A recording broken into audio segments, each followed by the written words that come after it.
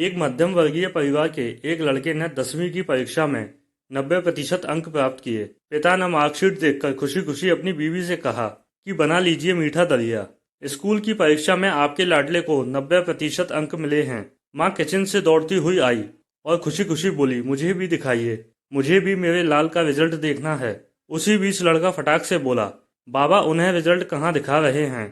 क्या वो पढ़ लिख सकती हैं? वो तो अनपढ़ हैं। आंसू भरी आंखों को पल्लू से पोंछती हुई माँ दलिया बनाने चली गई।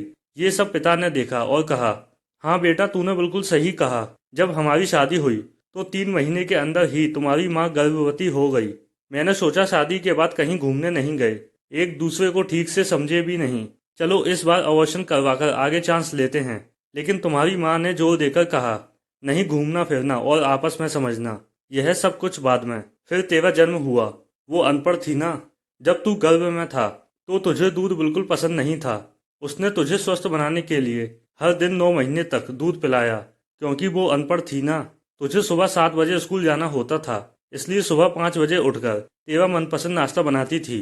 क्योंकि वो अनपढ़ थी ना, जब तुम रात में पढ़ते पढ़ते सो जाते थे तो वह आकर तुम्हारी कॉपी किताब बस्ते में भरकर तुम्हें बिस्तर पर सुलाती थी और उसके बाद ही सोती थी, और रात में बार बार जागकर तुम्हें ओढ़नी से ढकती थी। क्योंकि वो अनपढ़ थी ना।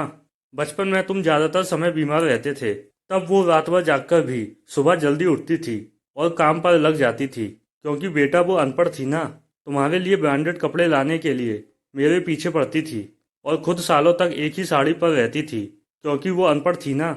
ये सब सुनकर लड़का रोते रोते अपनी माँ से लिपट कर बोलता है, माँ, मुझे तो कागज पर 90% अंक मिले हैं, लेकिन आप मेरे जीवन को 100% बनाने वाली पहली शिक्षक हो। माँ, मैं आज भी अशिक्षित हूँ और आपके पास पीएचडी के ऊपर भी उच्च डिग्री है। क्योंकि आज मैंने अपनी माँ के अंदर छुपे हुए डॉक्टर, शिक्षक, वकील, ड्रेस डिजाइनर, बेस्ट कुक, इन सभी के दर्शन कर लिए। माँ, मुझे माफ कर दीजिए। बेटा, जो आपकी नज़र में पढ़े लिखे लोग हैं ना, वो सब पहले अपना स्वार्थ और मतलब देखते हैं, लेकिन आपकी माँ ने आज तक कभी नहीं देखा। क्योंकि अनपढ़ है ना वो खाना बनाकर और हमें परोसकर कभी कभी खुद खाना ही भूल जाती है। इसलिए मैं गर्व से कहता हूँ, तुम्हारी माँ अनपढ़ है।